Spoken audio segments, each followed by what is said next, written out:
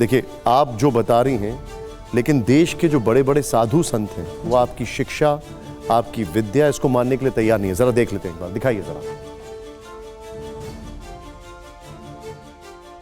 एक दिन में कोई संतत्व को उपलब्ध नहीं कर सकता, उसके लिए वर्षों की साधना लगती है। हम लोगों को इस साधुता को पाने में 50-50 वर्षों का तप लगा है। महामंडलेश्वर तो बहुत बड़ा तत्व है। आजकल मैं देख रहा हूँ किसी की मुंडी पकड़ के महामंडलेश्वर बना दिया, ऐसा नहीं होता। कैसे यकीन दिलाएंगे आप संत समाज को कि फिल्मों की वो भोली भाली लड़की अब पूरी तरह आध्यात्मिक हो चुकी है, वो देवी हो चुकी है?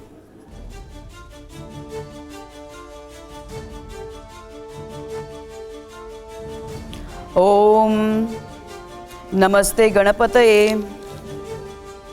त्वमेव प्रत्यक्षं तत्त्वमसि, त्वमेव केवलं कर्तासि, त्वमेव केवलं हर्तासि, त्वमेव केवलं धर्तासि, त्वमेव सर्वं खल्विदं ब्रह्मासि, त्वं साक्षात् आत्मासि नित्यं। ऋतं वच्मि सत्यं वच्मि, अवतमाम् अववक्तारम् अवश्रोतारम् अवदातारम् अवधातारम् अवानुचान्मवशिष्यम् अवपश्चातार्थ अवपुरस्तार्थ अवोत्तरार्तार्थ अवदक्षिणातार्थ अवचौद्वातार्थ अवधरातार्थ सर्वतो मां पाहि पाहि समन्ता त्वं वाङ्मयस्तं चिन्मयः। आपका ज्ञान तो अद्भुत है, आपका ज्ञान तो अद्भुत है, लेकिन आपके इस ज्ञान को लेकर जो शंकराचार्य विमुक्तेश्वरानंद हैं वो इत्तेफाक नहीं रखते। वो क्या कहते हैं, एक बार देख लेते हैं, प्ले करिए जरा। अगर वो सीधे आई और सीधे मंडलेश्वर बन गई तो फिर वो उन्होंने वैराग कब धारण किया, ये सवाल उठ जाता है। ये कहावत है हमारे यहाँ, आज ही बनिया और आज ही सेठ। मैं सीधे चलूंगा, हमारे साथ एडिटर्स यहाँ पर मौजूद हैं। पहले आपका इस पे कोई रिएक्शन होगा? पहले देखिए, ये शंकराचार्य जी है, नेचुरली उनको कैसे मालूम होगा? थैंक गॉड ये आज का समय है, नहीं तो ये तो गौतम बुद्धा को भी नहीं मानते। बिकॉज एक साधना होती है, गुप्त रूप से की जाती है। ब्रह्म विद्या का ज्ञान है, ये कोई सर्वसाधारण ज्ञान नहीं होता है, उसको गुप्त रूप में ही किया जाता है और अकेले में ही भगवान की प्राप्ति होती है। शायद इसलिए मेरा कह रहे हैं कि आप बगैर वैराग्य लिए महामंडलेश्वर बन गई। ऐसा आप कैसे बोल सकते हैं? वैराग्य, वैराग्य नहीं तो क्या है? 25 साल आप बॉलीवुड को छोड़ते हो, एक दिन भी आप वापस आके देखते नहीं। मेरे 3 घर है, मेरे 3 फ्लैट्स है, वो एक दिन भी नहीं देखने गई। उनका क्या हाल है? मैंने अभी 25 साल के बाद उसको खोला, इसका क्या मतलब है? मैंने 12 साल का ब्रह्मचर्य का व्रत मैंने धारण किया है। मेरे बाल जमीन तक ये हो गए थे। और हमारे साथ यहाँ पर प्रोफेसर रामराज उपाध्याय जी हैं, जो कि वैदिक जानकार हैं। उनके कुछ सवाल हैं। रामराज जी, आपका सवाल। आपने ब्रह्मचर्य आश्रम के बाद आप सीधे वानप्रस्थ को कैसे पहुंच गए? कोई हिमालय में जाए तो परमात्मा को प्राप्त कर सकते हैं, ऐसा है? ऐसा नहीं होता है। ऐसे भी मैंने देखे जिन्होंने, अभी मैं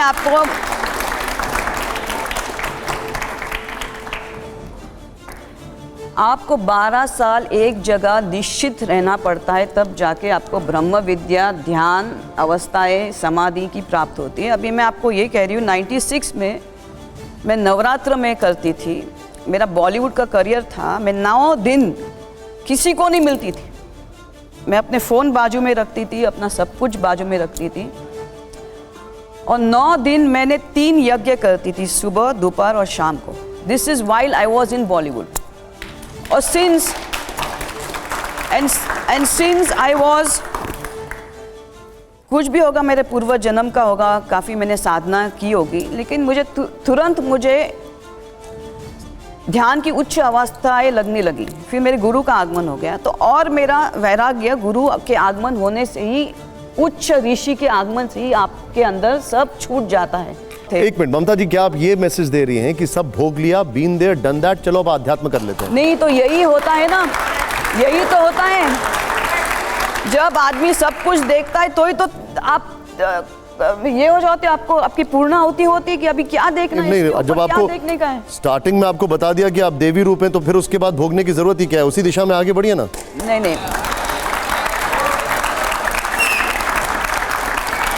अभी ऐसा है कि श्री राम जी को भी मालूम है कि वो नारायण रूप है, उनको शादी करने की क्या जरूरत थी? उनको तो एहसास दिलाया गया था कि वो नारायण रूप है, उनको खुद नहीं पता था, बहुत बाद में पता लगा। तो उसमें वैसा- आऊंगा। नहीं। हर्षवर्धन जी आइए। संत बन जाना, आचार्य बन जाना, अध्यात्म में चले जाना, इसमें तो कोई दिक्कत नहीं है, आप सुख सुविधा भोग से ऊपर हो गए। लेकिन आपको क्या लगा कि अभी ये वाला जो हिस्सा है, इस तरह से अध्यात्म में चले जाना, साधु बाबा बन जाना, वो ज्यादा ग्लैमर है फिल्म इंडस्ट्री से बड़ा? और आपका जो बीच का हिस्सा था उसमें बड़े आरोप थे आपके ऊपर, अचानक आप गायब होते और वहां से आ जाते। तो ये क्या इस वाले ग्लैमर में जाने के लिए आप यहाँ आ गए? वरना महामंडलेश्वर बनने की क्या जरूरत है? आप साधु संत बनती। आप बराबर है, मुझे भी यही था कि मुझे महामंडलेश्वर बनने की क्या जरूरत है। मैंने ये क्यों पहन लिया, मुझे ही लग रहा था। लेकिन भगवती की अपनी इच्छा होती है, उसको चाहिए था कि उसका भी कहीं प्रचार हो। तो शायद इसलिए मैं महामंडलेश्वर, मेरी बुद्धि हो गई उस वक्त, और मुझे किसी ने मतलब लक्ष्मी नारायण त्रिपाठी जो आचार्य है किन्नर अखाड़े की, और मेरे सामने 2-3 जगत गुरु भी थे, और और उनमें समाधि को लेके, ध्यान को लेके काफ़ी प्रश्न, और ये हो गया धर्म का प्रश्न और उत्तर हो गए। तब उनको लगा कि ये लड़की को इतना ज्ञान है, तो बोलते आप महामंडलेश्वर क्यों नहीं बनते हो? मैंने कहा मुझे क्षमा कीजिए, मुझे ये वस्त्र धारण नहीं करने हैं, ये मेरे लिए झमेला है। मैं मुक्त थी, आज़ाद थी, अपना ध्यान करती थी चुपचाप आके। कभी कभी 2-2 महीना मैंने अन्न नहीं ग्रहण किया है। मैंने 60 दिन मैंने बिना पानी का तप किया। आ जाओ मेरे साथ, आपको दिखाती हूँ। आ जाओ, 2 महीना मेरे साथ रहो, आप समझ में आपको आएगा कि तप किसको कहते हैं। आप भाग जाओगे यहाँ से मेरे साथ रह के। आ जाओ। उस जमाने में आप इंटरव्यूज देती थी मैगजीन्स में, और आप कहती हैं कि ताज होटल में शाम को आप 2 पैग लगाने जाती थी। हाँ, तो वो नवरात्र अभी आपने बोला ना कि मैं दुबई में क्यों गई, तो वो एक निमित्त कारण था जिसके लिए मैं दुबई मेरे गुरु ने आयोजित किया था। मैं आपको यही बोल रही थी कि दुबई एक निमित्त कारण था, गुरु ने आयोजन किया था। नहीं, आप मेरी बात समझिए। या आपने बोला है? नहीं, मेरी बात समझिए, मैं क्या बोल रही हूँ आपको। देखिए, ये जो मेरे गुरु है चैतन्य गगनगिरी नाथाय, ये महान तपस्वी थे। तो जब भी वो हिमालय से आते थे, मुझे पूर्ण आहुति होती थी कि वो आ गए। एक दृष्टांत मुझे होता है कि वो आ गए, और मैं जाके उनको मिलती थी। तो मेरे ऐसे नवरात्र गए बिना जल के, और वो नवरात्र में यज्ञ करती थी बिना जल के 9 दिन। और मुझे ध्यान की ऊंची अवस्थाएं मुझे उसी वक्त प्राप्त हो गई थी। लेकिन ऐसे ही मेरे डिज़ाइनर कोई आएगा 9वें दिन, मेरी जैसा अनुष्ठान खत्म होगा 10वें 11वें दिन में दरवाजे पे आएगा, बोलेगा mums what are you doing, how boring your life, now you finish Navratra, come let's go to Taj, let's have some peg and all that.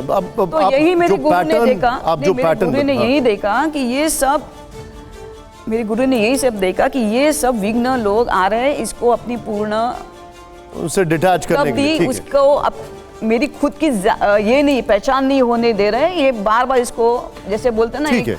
आप ये कह रही हैं कि वो शक्तियां होती है। हाँ, तो ठीक है, आप बॉम्बे से सीधे दुबई या केन्या चली गई, लोग ऋषिकेश जाते हैं। लेकिन कार्तिकेय, मैं आप सबके पास आ रहा हूँ। कार्तिकेय, ममता जी, मैं ये सवाल आपके उस जीवन के बारे में पूछना चाहता हूँ जो आप छोड़ के आप यहाँ आ गई हैं।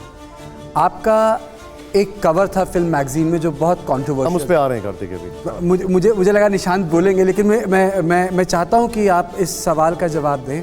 अब इस पड़ाव पे आपको लगता है कि वो जो कवर दिया था आपने उस फिल्म मैगजीन में, वो सही था या गलत? और उस कवर स्टोरी से जिस पे आप फ्रंट पे थी, कार्तिकेय जो आपके करियर पे फर्क पड़ा?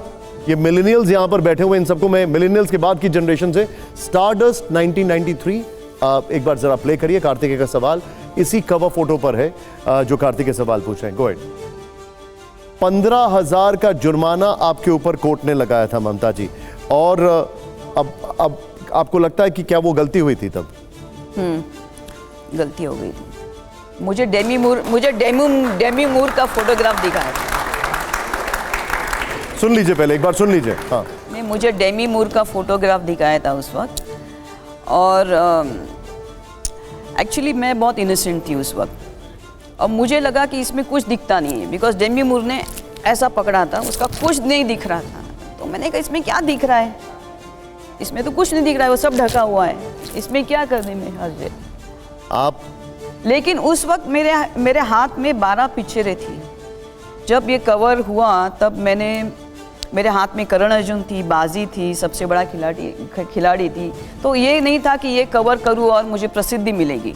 और मेरी 4 फिल्में हिट हो गई थी। आशिक आवारा सैफ अली खान के साथ मेरी पिक्चर हिट हो गई थी, वक्त हमारा, भूकंप, तिरंगा, ये सब पिक्चरें मेरी चली थी। आप और 12 पिक्चरें मेरे हाथ में होने के बाद ये कवर आ गया था।